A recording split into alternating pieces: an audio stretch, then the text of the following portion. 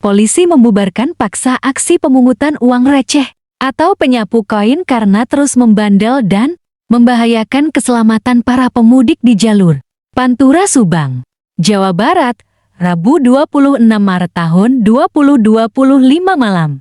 Dalam operasi tersebut, petugas juga menyita puluhan batang sapu lidi yang digunakan warga untuk berebut uang receh di tengah jalan pada malam hari. Saat puluhan personel Polres Subang melakukan penertiban di Jembatan Sewoharjo, perbatasan Subang Indramayu, warga yang mengais uang receh langsung berhamburan melarikan diri. Tindakan tegas terpaksa diambil setelah berbagai imbauan persuasif tidak dihiraukan.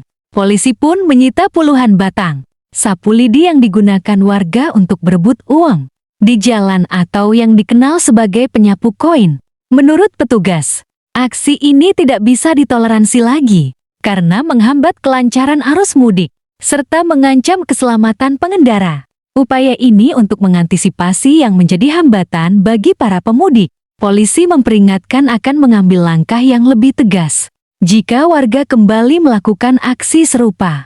Untuk mencegah aksi para penyapu koin berulang, puluhan personel kepolisian kini ditempatkan di sepanjang Jembatan Sewoharjo, di perbatasan Pantura Subang dan Indramayu.